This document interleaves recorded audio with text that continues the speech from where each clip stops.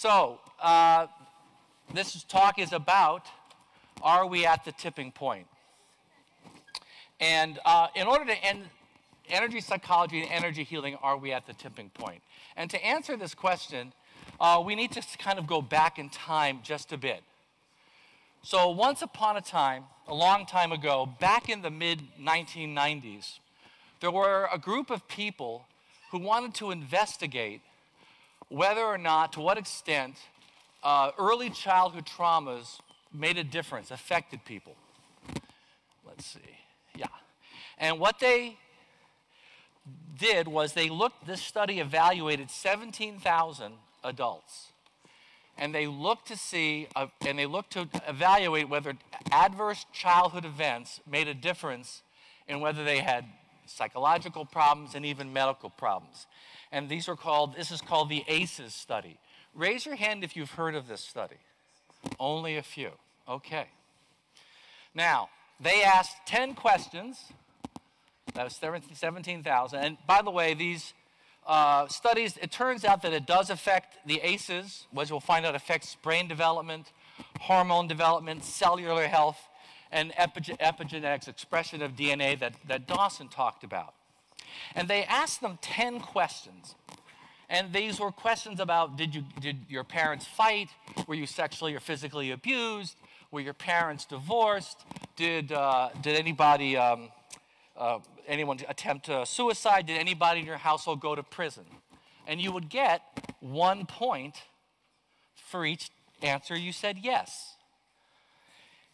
And so what they found was that there was a striking correlation. There was a dose relationship between how high your ACEs score was, how much trauma you had as a child, and various kinds of problems.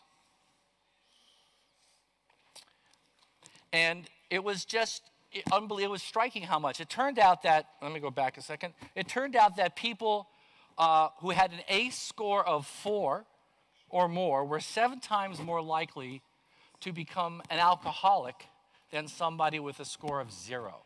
7 times. If you had an ACE score of 6 or above, you were 30 times more likely to have attempted suicide. 3% of students who have problems with school have an ACE score of 0.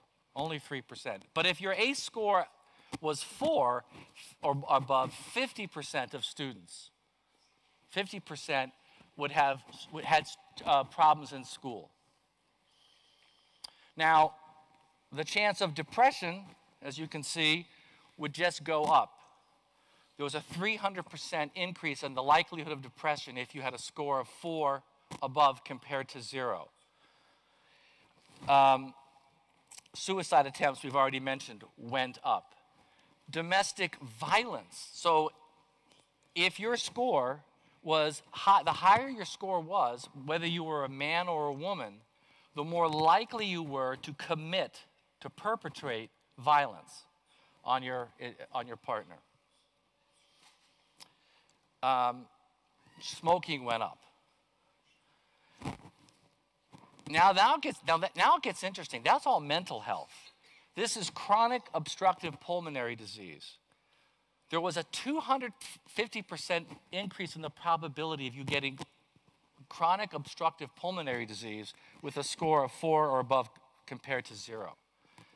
If you had diabetes, you had a 160% increase of the probability, 1.6 times if you had a score of 4 or above. Cancer, almost twice as likely. Heart disease, a little over twice as likely. And we've already mentioned lung disease 4 times. So you might be thinking, so Bob, what does this have to do with energy psychology? And I'm starting with this for a couple of important reasons. The first is to understand the limitations on the power of science. And the second is to understand the limitations on the power of good storytelling. And also to recognize, which we'll get to in a second, the incredible importance of trauma and stress in human development and how this applies to energy psychology. Now, let's talk about the limitations of the power of science. So the ACEP study, which I said was done in 1998, demonstrates what science can show when you ask the right kinds of questions. So the good scientific method is about asking good questions. It's not the answers that are so interesting, it's the questions. You ask interesting questions, you'll get different kinds of answers. Now, what's interesting is here is an actual large-scale study, 17,000 people. 17,000 people, that's huge. I mean, that's a huge study. It was done partly with the US Center for Disease Control. So that's a big government agency in charge of disease. And they found out, they demonstrated specifically that trauma has a huge impact on emotional and physical health. And it certainly demonstrates this idea that we know about it, of mind-body healing, that the mind affects the body. The mind affects whether you get ill or not, which is not really news to us. Most of us know this. And this is a very compelling story. Weren't those graphs like interesting? I mean, you go like, holy cow, that's amazing.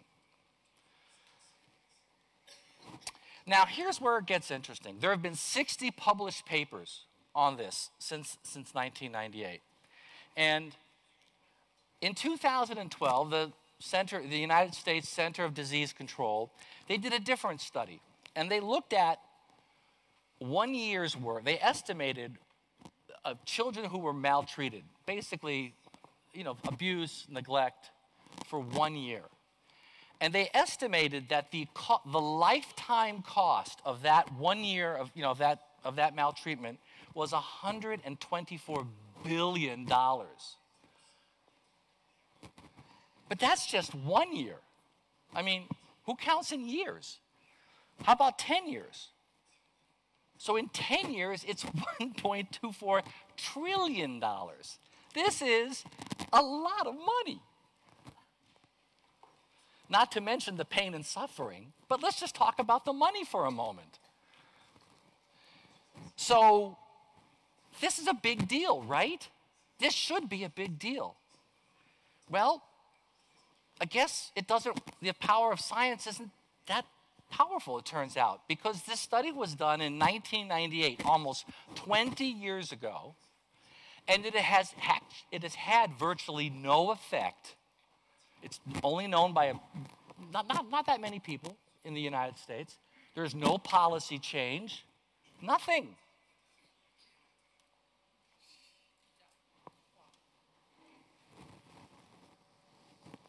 So this might seem a little depressing. You might have a tap on, even though. But maybe it's the beginning of a much larger story. And by the way, what does this have to do with the title of this talk of our energy psychology, energy healing? Are we at the tipping point? So first of all, it does provide us a little context, because I have to tell you folks, I've been doing energy psychology for 20 years, literally for 21 years now. And a lot of the people here that have been speaking have been doing it that long. And yes, there have definitely been a lot of things have been moving in the right direction. But there's a lot of resistance out there. I was talking with some of the folks here, and they were, I guess it was Marion Bleak saying, oh, someone was going to do an interview, but it turned with then they decided they didn't want to do it because it was the word energy and energy psychology, and they thought, oh, it's the devil's work or some such thing. So there is resistance. So we need to have some context about, well, just how long should this take? I mean, I've been doing this for 21 years. Why isn't everybody doing it? You saw how good it is, right? I mean, it really is that good. I've seen, all these stories that you hear, they're true. If you've seen it, you've done it, you know. Again and again, somebody has childhood sexual abuse, you work on it, 1 or 2 sessions for at least a specific event, gone, done, thank you. Why isn't this, everywhere? Well, it turns out there's been some research that shows that It takes 17 years for medical stuff to go from it gets documented to it getting actually used in the system. 17 years on average. That's the average. Sometimes sooner, sometimes longer. Wow, 17 years. Whew. So maybe ACEs isn't that far behind.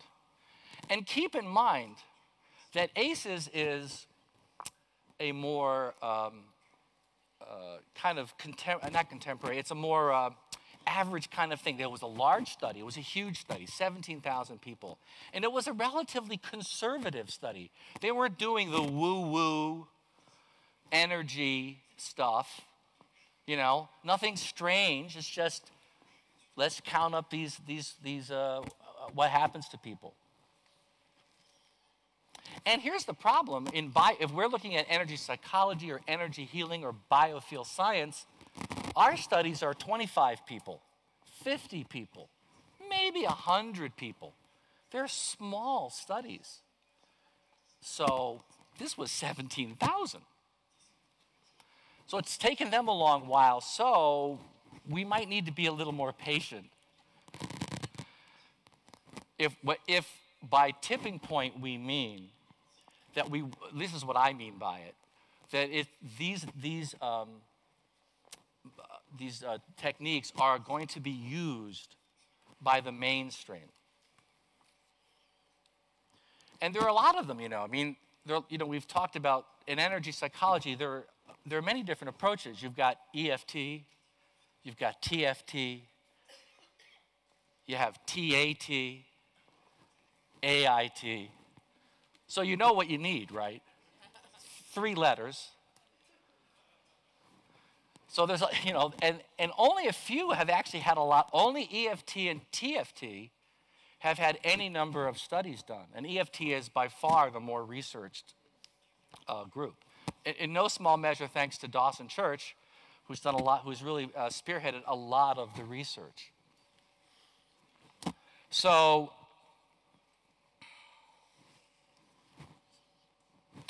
basically, we're swimming upstream. You might find this interesting. There is a woman, Nadine Burke Harris, did a TED Talk on the ACEs study. It's a relatively recent talk. I think it's a 2014 talk. It's been viewed by over 2 million people. Not bad. It's worth watching. And if you listen really closely, you will detect she's a little frustrated. She's a little frustrated because this isn't really going as far as she'd like it to go. And if you read between the lines, she all but tells you, at least in my opinion, what the problem is. Can you guess what the problem is? Well, you keep your ideas in the back of your mind. I'll tell you about it in a minute. Well, in a few minutes. So we've got this problem of, it's going to take a while. But we should be patient, and we are making progress. But let me tell you something about the science of energy healing and energy psychology. Now, you've heard a bunch already, and it'll save me a little trouble. Let's talk a little bit about, we have energy psychology and we have energy healing, and they're not quite the same thing. And then there's energy medicine, which I'm going to say is sort of in the middle. It's not really totally the truth. It's just a way of thinking about it. But they are a little different. So here's how they're similar, though. They both emphasize a holistic systemic approach. They're both part of a larger mind-body approach. And by the way, I tend to, if I'm going to go out into the world and talk about these things, I tend to, and I am the executive director of the Association for Comprehensive Energy Psychology, I don't always lead with energy psychology. I tend to talk about mind-body approaches. In fact, the way I tend to do everything, because it's just how I'm wired, I'm an integrative kind of person. I like to integrate things. And I would like to suggest to you that really a lot of the things that are discussed, the way some people discuss energy psychology, it's as if it came down from Mars. It's this brand new thing that, has never been discussed anywhere in the world. And that's really not accurate at all. Back in 2007, I think it was Dawson or somebody mentioned that the American Psychological Association now allows psychologists to get continuing education credit for energy psychology. But that wasn't always the case. There used to be a ban. No psychologists could get credit. It was specifically EP, no. We don't give you EP. And ACEP spent 5 years and 4 tries to get that overturned. And it took us, in 2012, we got it overturned finally. And one of the reasons, there's 2 reasons that happened. One is there was a lot more research by then. And the second thing is we changed our language. We stopped saying how we were different and we're sort of like, it's better than everything else. That just pisses people off. So we started languaging how it's similar to this, it's similar to that, it's similar to EMDR, it's similar to, it's an exposure therapy.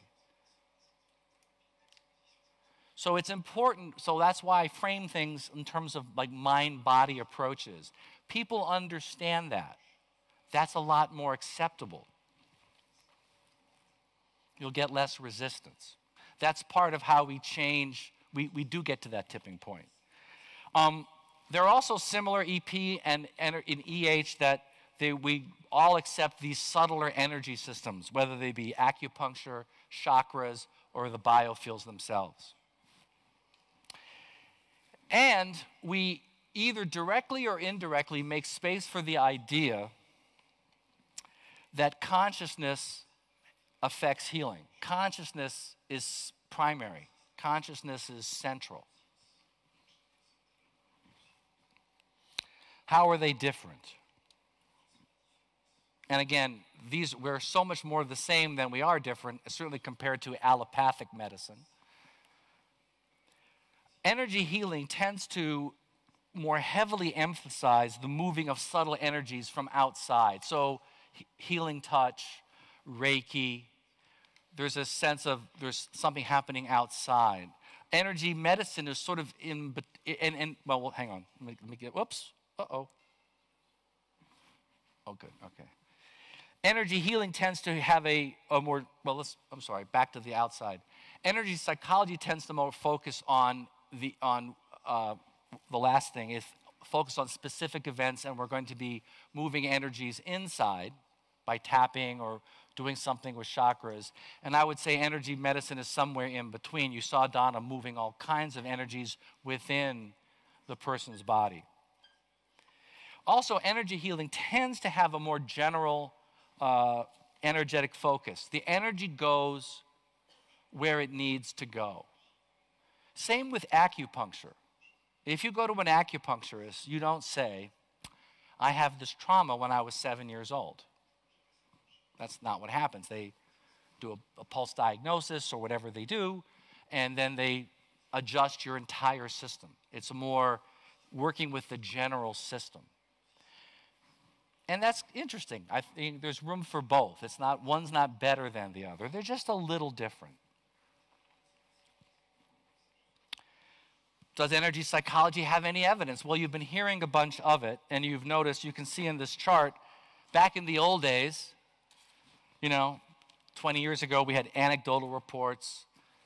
Then we had systematic observation, case studies, uncontrolled outcome studies. And now we're at the place where we want randomized controlled trials and, of course, meta-analyses. So let's look at the pattern, because if you look at this in terms of are we making headway, I think it's kind of interesting. In 2003, from 2003 to 2013, there were 50 published studies, and most of them were from 2010 to 2013. There were very few in 2003.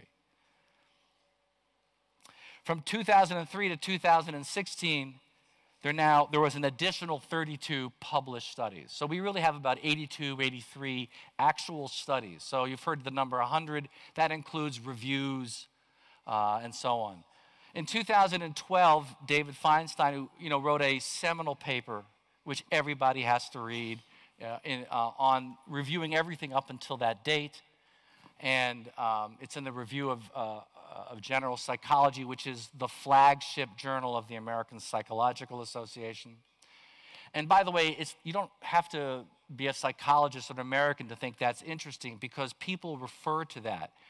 I have a colleague in ACEP, Kristen Holtius, who teaches in Costa Rica. And because of these things, the government of Costa Rica is more willing to let her teach. So we're building on this idea that we're legitimate. This is the real deal, folks, not some strange one-off approach. This is kind of interesting. From 2003 to 2013, there were about 5 studies published per year. But in the last few years, that's doubled. There was an article written by a skeptic saying, "Oh, energy psychology is dead. There's nothing. It's dead. It's dead in the water. There's nothing new." I don't know. I would say we're accelerating, not flatlined. So things are, in fact, picking up, and the kinds of studies are getting better. They're bigger. They have better methodologies. So the so-called gold standard of research is the randomized controlled trial. Now that, by the way, isn't really true, by the way. There's studies that show that randomized controlled trials are really no better in predicting efficacy than some of the so-called less robust approaches. However, this is the coin. This is what people want. This is what science wants. So we have to give it to them. So from 2003 to 2009, there were only 3. From 2003 to 2012, there were 25, and then another. So we went up 22, and then another 22 the following year. So we are building up steam. We're getting somewhere. You can now say there are all these studies, all these randomized. There are 82. I'm sorry, there are 47, and maybe I've lost a count. There may be a couple more now since I did this slide. We're almost at 50 randomized controlled trials. And what's really interesting, or of the 82 studies, and there may be a couple more since I did this slide, 80 out of 82 had positive findings. I dare you to find something else with such strong results, right? I mean, that's pretty powerful results. And by the way, the 2 that I'm not counting, they really weren't negative. They were just kind of strange. And you had to do some things to deal with them. So fine, I'll give you the 2. Who cares? This is the 98% success rate. That's pretty amazing.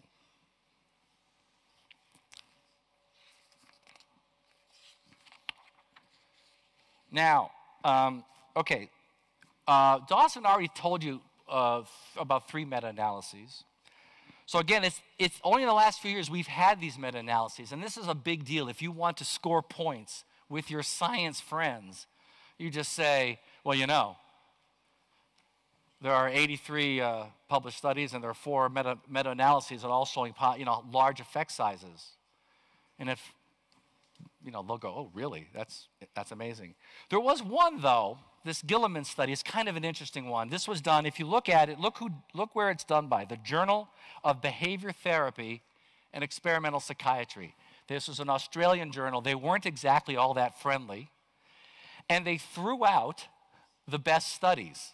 They said, no, we're not counting them because they were outliers. That was the story. And I've talked to statisticians, and I've been told that's not really okay. And even still, they found a moderate effect size. And to give you some context, because you have to have context, most psychotherapy studies have moderate effect sizes. I mean, you get a moderate effect size in a psychotherapy outcome study, you're feeling pretty good. And we have 3 of them, 3 out of these 4 having large, and the PTSD one was just off the charts.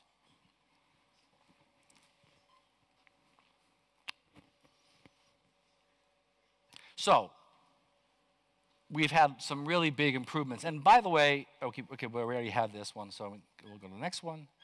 And here's another one, kind of interesting.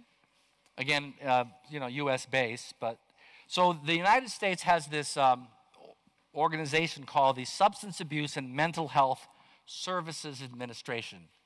I can hardly wait for them to translate that.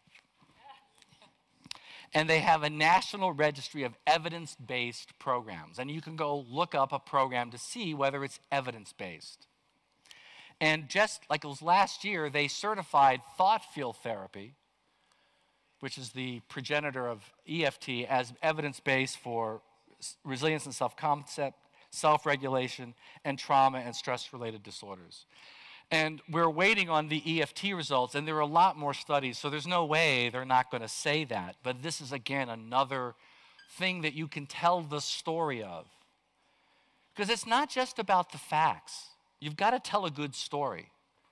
But if you're trying to convince doctors and healthcare systems, it's got to be a good science story about here's all this stuff. So it's helpful to say there we have, 83 studies. We have a meta-analysis. We have this major government agency saying, yes, it is evidence-based. And it doesn't even matter if it's not in your country, because it's in some other country that's, considered that, significant. It's not in Atlantis or something.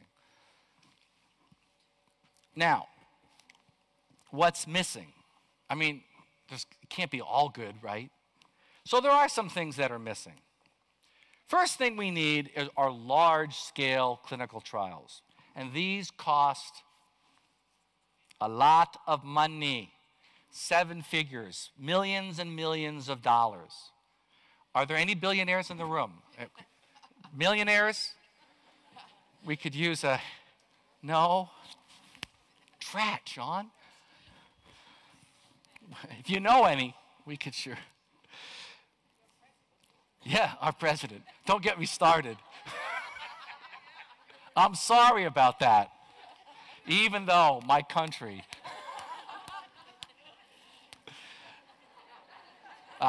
Okay. You guys better do better.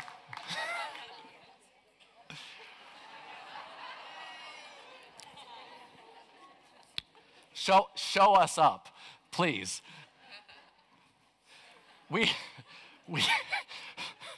We need fMRI studies, which are, the brain studies. And in fact, ACEP is funding a study that's going to be happening soon with fMRIs comparing EFT to CBT for test anxiety. So we're really excited about able to fund that. So that's going to be a beginning. And the magnetic resonance, that's cool too. I should point out to you that the whole brain thing is really just a story, though. Brains are, I'll tell you a little story about brains. There was this guy, this was reported in The Lancet. It's a British journal. A few years, 20, 30, 40 years ago, I'm not sure when. It was at the beginning of when they had MRIs. Guy walks into a doctor's office. Sounds like a joke, right? And he has headaches. So they give him an MRI. And they look at the MRI. He has no brain. Nothing. It's blank. Empty space. They freak out. And they take him to the super best MRI that's even better than the one that they had. And they discovered that he did have a brain, but he had this giant encephalopathy. It was pushed up against his skull. Everything was normal. His IQ was normal. Everything. Other than he had headaches. That was it. So what does this tell you about the brain? It's overrated. So we all get, into about the brain stuff. And again, that's the story of science. As if consciousness, and some people believe that consciousness just comes from the brain. The brain makes it up. That's not necessarily true. There's a lot of evidence that suggests it's not true, not the least of which is that guy. So we want these studies, we need them because that's the story that helps convince people. So you're right, stories matter. It's just which kind of stories.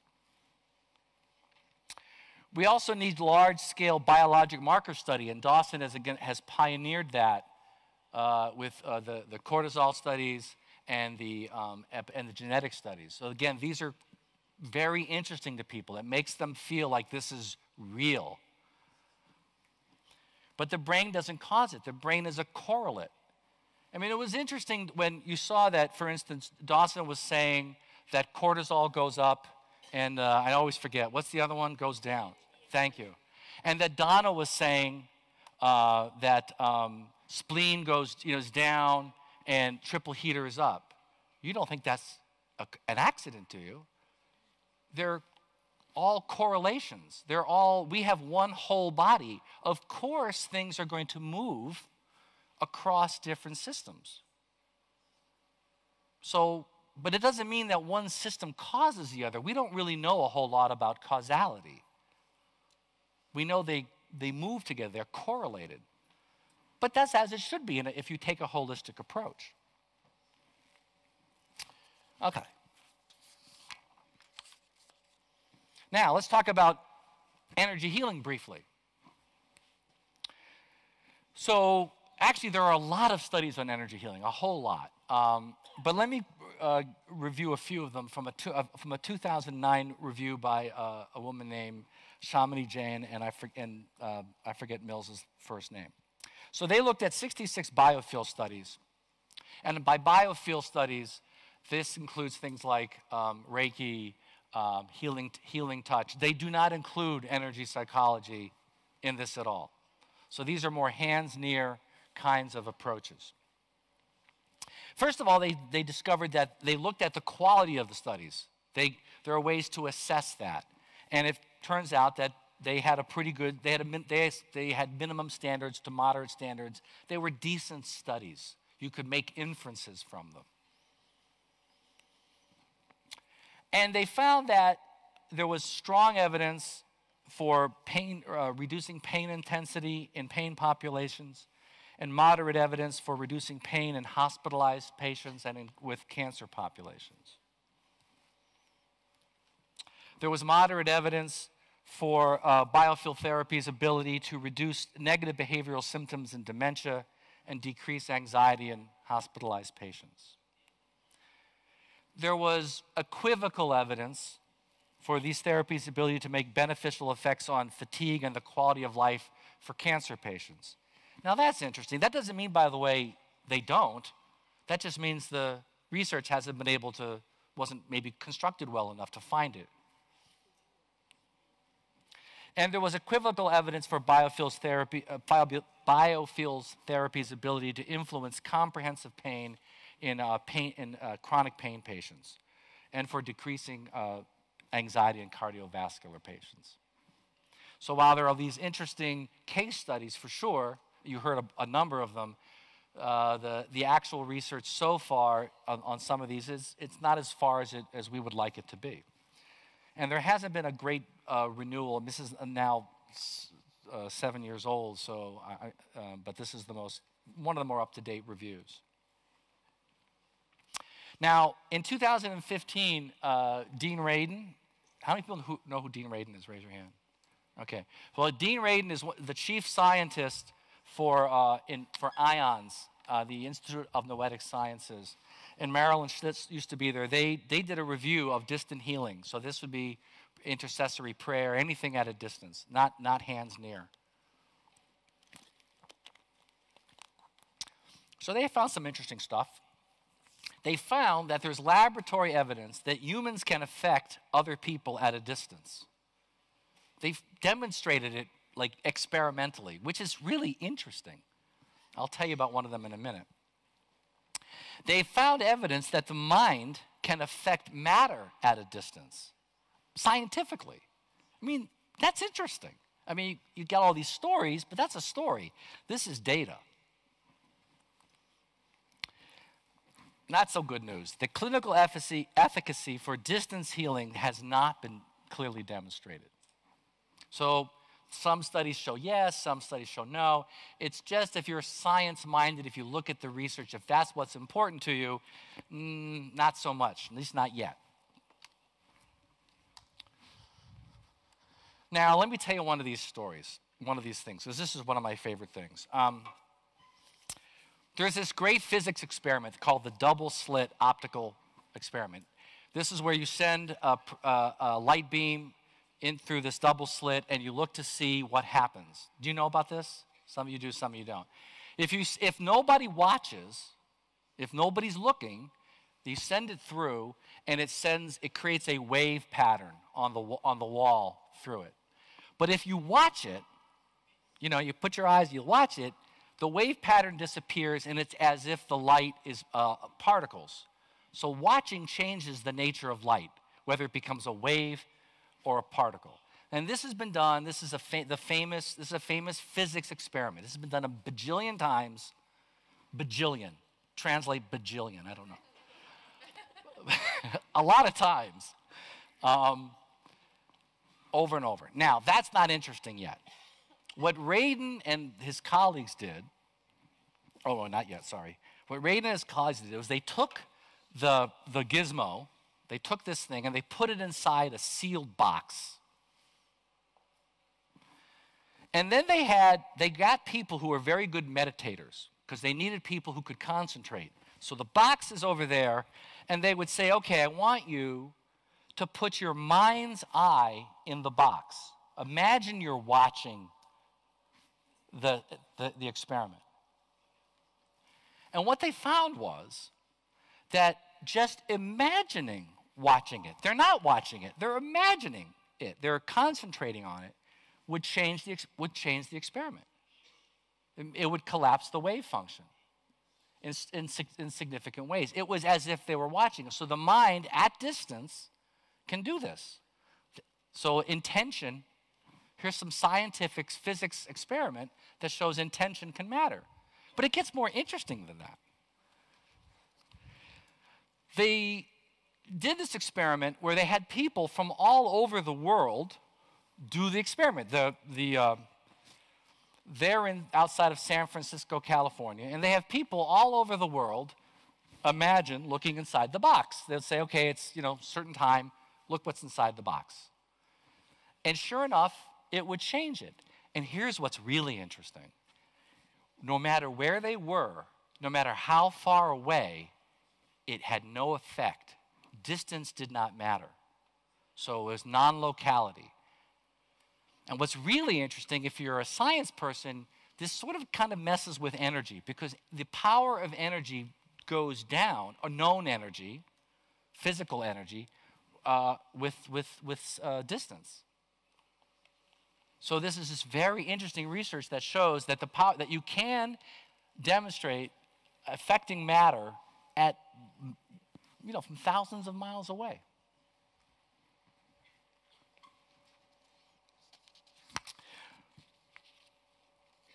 Now, let me tell you one more thing, my favorite. Bill Bengston. How many people have heard of Bill Bengston's method? Anybody? Okay. This is going to blow your mind. So that's Bill Bengston.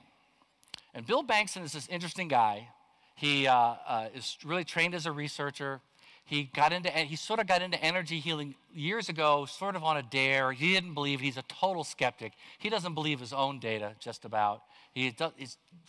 And he learned this technique called the Bengston method. There's a book it's called The Energy Cure. And what he did was, those are mice, and he would have these mice, and he would do this. They would give the mice cancer. So there is a long history of giving mice mammary cancer.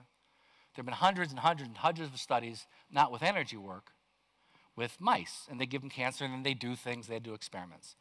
Up until Bill, no mouse given cancer ever lived past 27 days. Never happened. Ever. Ever. along comes Bill, does his weirdo energy thing. Not only do the mice live past 27 days, the cancer does weird, it implodes, it goes away, and the mice live a full 2 years. That's their lifespan. Not only does he know how to do it, he can teach other people to do it, skeptics. And that's only the beginning. It's been done, he's replicated this at multiple universities, mainly because he goes to a university, he does this, and they all freak out. He says, can I do it again? They go, no, get away. So he has to go somewhere else. So he's done it at Brown, and these are major universities. We've already said that. The method is teachable. He can teach other people to do it who don't even believe in it. Now here it gets interesting. If you heal the mouse, and then it's a little while later, and you re-inject the mouse with cancer, the mouse is immune, can't get cancer. But we're not done yet. No, no, no. You can take the blood from that mouse, inject it into another mouse who has cancer, it cures them. Wow. Again and again and again. So,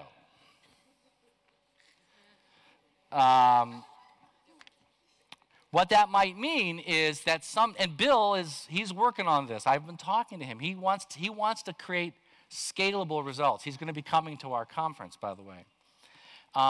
And he's looking to see how they can do this, how they can create what amounts to an energy vaccine. That's what it amounts to. He doesn't think anyone's going to let him do it because the powers that be may not let him, may not let him go. Anyway, BengstonResearch.com, you can read all about it. It's fascinating stuff. And I'll tell you another way you can find out about it. So, one of the problems for science-minded people is these damn meridians. They're a problem. Because nobody knows how to measure them. Right? It's this chi, the invisible energy chi that nobody can measure. It drives scientists. Where are they? Show me them. It drives scientists crazy. Well, problem is now maybe solved because in Seoul, Korea, they've now done studies where they've been able to use this dye, and they've identified these very small vessels. They've named it the Primo Vascular system, and it appears to be the structural correlate of what we call meridians. Not 100%, looking pretty good. You can look this up, you can Google it.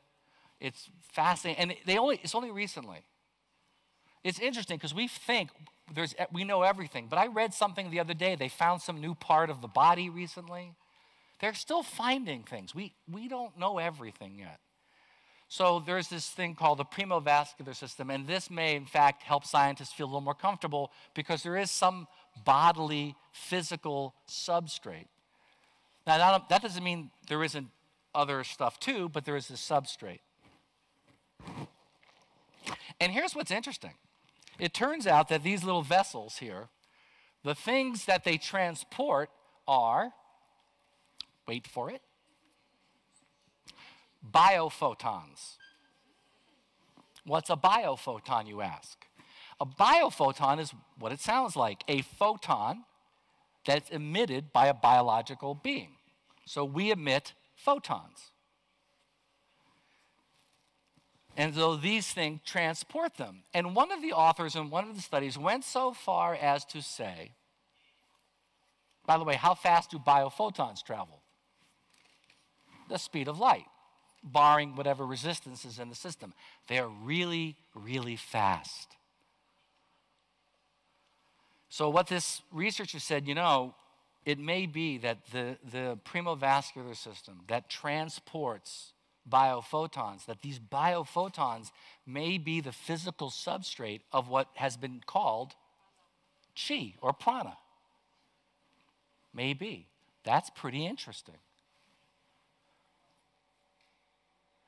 But it's still pretty young, but we're getting somewhere. Now, does this stuff interesting to you? So if this is interesting to you, it's really interesting to me. I just want to tell you, I'll come back to that in a second. ACEP created this really interesting online course called The Science of Energy Healing. So we have Bruce Lipton, Jim Oshman, Bill Bengston, Dawson Church, David Feinstein, a few, and other, Shamini Jain, Dean Radin, other folks. And it's available online, and here's the best part. It's being translated into French by who? Quantum Way, Jean-Michel. And so he's going to tell you about it. They have some special, really cool deal for you if you find this interesting. It's 18 hours of video and transcripts and, well,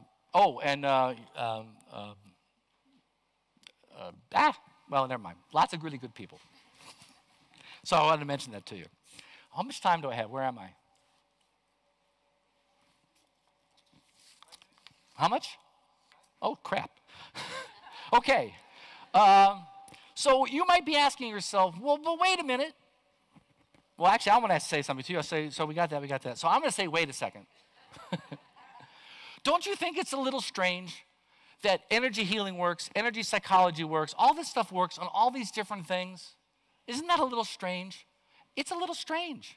And if you're a scientist, it's really strange. I mean, from an allopathic point of view, if you have diabetes, you give somebody insulin, and you don't use it for heart disease. I mean, if you're a drug company, and if you have a drug that helps heart disease, you get down on your hands and knees and thank the gods when you get this, right? But that's not normal. So when adherents of EP and energy psychology and energy medicine say these approaches work for all kinds of problems, it kind of is it makes people feel like, well, it makes it feel like this, like, and if you ask a traditional person who's sort of skeptical, well, how does this energy psychology stuff work? They say, well, it's placebo. But how does placebo work? It always works 1/3 of the time. That's strange. So at the beginning of this talk, I talked about the ACEP study, which shows that, trauma creates all this medical and medical illness. Well, how does that happen? Actually, you heard some ideas about it earlier today. So you've got energy healing doing all these things. You've got these trauma doing all this stuff, affecting things in strange ways. We don't know how that works exactly. And then you've got Mr. Placebo, who doesn't really, we don't know how that works. What if we could solve all these problems at one time? What if I told you that energy psychology heals nothing? What if I told you that energy medicine heals nothing? What if I told you that energy healing heals nothing? What if I told you that allopathic medicine heals nothing? What if I told you that all healing is self-healing? Let me say that again. All healing is self-healing, that self-healing is a natural property and function of the body. And to the extent that energy psychology or energy healing work, it's because it facilitates or activates impaired self-healing mechanism. Now, I wish I could take credit for this, but actually I got it from Rupert Sheldrake, who's also in our program, and he got it from psychologist Nicholas Humphrey. So think about this from an evolutionary point of view. If an animal gets a disease out in the wild, it should turn on the energetic healing, the body's healing mechanism to get well. But wait a second. There are other animals that might try to attack him. How do you get food? It can't throw everything at healing. You could die that way. So you have to hold some of it back, right? I mean, where's my little slide? I mean, the animal world it's not really Hakuna Matata, right? So it would make sense from an evolution. So if you go back here, so you have to decide the body has to kind of decide how much energy is going to go to self-healing and how much is going to go to surviving, which Donna talked about, by the way. She talked about it in terms of triple warmer and spleen meridian. And so human beings really are no different. So how do human beings assess whether we're in danger or not? Well, you know, we don't really use the direct evidence. We have maps of the world. We have maps in our mind. And it's these maps that tell us how much we're in danger. So this perfectly explains everything, what we've been talking about. It explains the ACEs study really well. These folks have history that says the world's a dangerous place. So the body goes, oh, it's a dangerous place. I guess I better spend a lot of my energy on surviving. I don't have as much necessary for self-healing. So when you have unresolved traumas in the back of your mind, it's always going danger, danger, danger. And you just don't have the energy to heal stuff. And by the way, we haven't even talked about trauma from a prior generation via epigenetic control. So maybe from the last generation as well. And then there's always the current stress. So if you're under stress, that's why if something happens now, currently, and you have a lot of stress, all of a sudden you get sick because the body's going, oh my God, I have to deal with this, so I better take away energy from self-healing, from the immune system, focus on this other stuff. Dawson talked about that too, from the biologic level. So, okay. So really the only question is, how much are we using? Are we using all of our energy for self-healing, which we wouldn't do all the time? Are we using 80%, 20%, 50%? How much and in what rate? Are we using it an appropriate amount? And this also, by the way, explains why energy psychology works, why EFT and TFT work. What do? We end up having the person focus on traumatic events. We tap on, it. All their traumas go down. By the way, quick question. This is a test. Here's my statement, yes or no. The past has a direct effect on us. Raise your hand if that's true. Oh, very good. You pass. The past has no effect on us. It's our memory of the past. It's how it's stored. Fix how it's stored, we have a better situation. That's great. So energy psychology works by reducing current stress or by reducing past stress. Energy healing works in sort of similar ways by either reducing imbalances currently, or if they focus on the past, also. So again, you're reducing these levels of stress.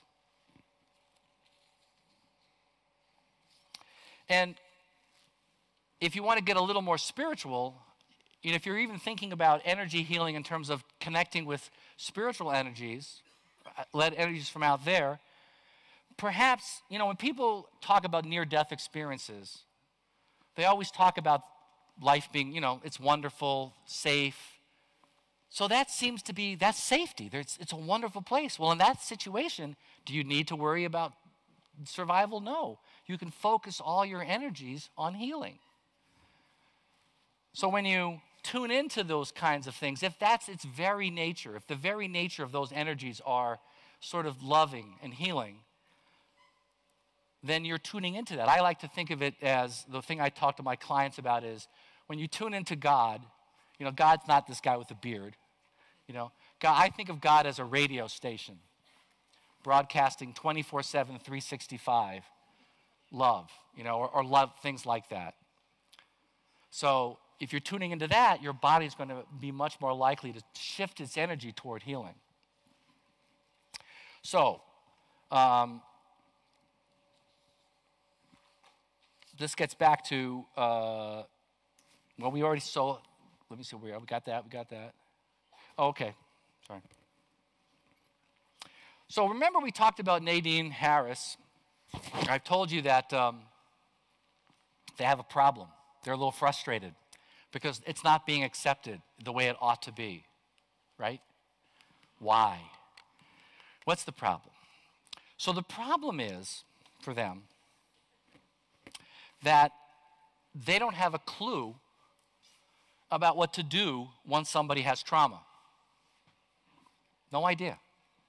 In fact, if you look at their literature, what they talk about, is it going to be there, is they talk about the power of prevention or the power of parenting.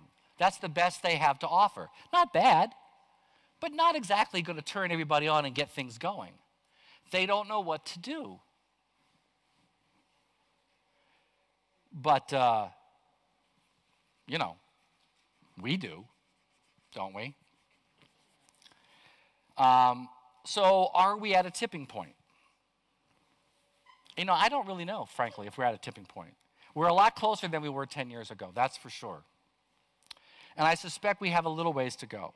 But I am, like Dawson, I'm really optimistic. And I want to leave you with a little bit of a vision, all right?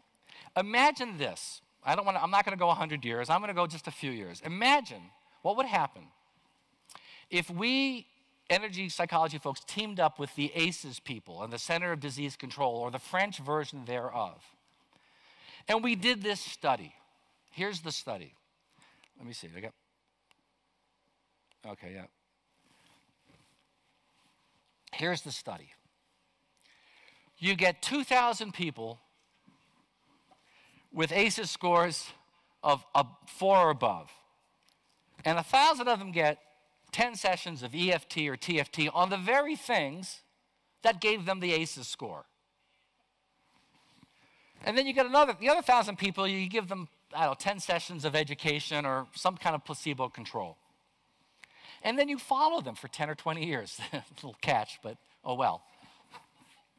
And then you evaluate them about, the same, their psychological and their medical status. I mean, what do you think is going to happen? Is it going to drop 5%, 10%, 20%, 40%, 50%? I mean, I don't really know, but I suspect it'd be pretty high. And let me give you some context for this. If you're a woman and you get breast cancer, and you have hormone-positive breast cancer, they do whatever they do for the cancer, and then after all is done, they want to put you on a drug called tamoxifen or an emeritase inhibitor. And what they say is that this will help outcome. And it's true, it will, but it only helps it. You know how much it only helps? 4%. That's it. Your chance of getting breast cancer without that is 92%. I'm sorry, is 8%, and your chance of getting breast cancer goes down to 4%. Now that's a 50% increase relative, but it's only 4% absolute. So for 4%, they're going to spend at 5 years out. At 5 years out, that's the difference at 5 years out. It's a little less at 10 years out. So for 4%, they're going to spend a just boatload of money, designing these drugs. So this study that I'm talking about, yeah, that's going to cost millions of dollars, sure. But here's what happens. Let's just imagine that we get, a 15% reduction in all those ACEs things, which I think is incredibly conservative. I think it's going to be much more like 50%. But let's say 15. What happens? You would save in 1 year, remember our 1 year, $186 million in 1 year. In 10 years, it would be, it'd be $186 billion. If you had a 50% reduction, you would save in 1 year $1.2 billion. And again, I haven't even mentioned the amount of suffering, and I haven't even mentioned the amount of how this would transmit down the generations. So, this is my interesting vision of how we can maybe tip things finally over. It's my intention to this is the first time I've talked about this. I want to start it here at the first French Energy Psychology Conference. Does this vision excite you, by the way? It excites me.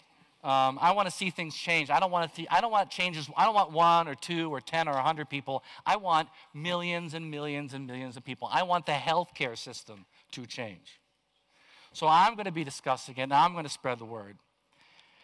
You know, the ACES study, well, where we began today, that shows that the power of trauma to cause suffering and real harm in the world. But that study has done little to solve the problem. But, mesdames et messieurs, nous avons la solution à ces problèmes. Thank you.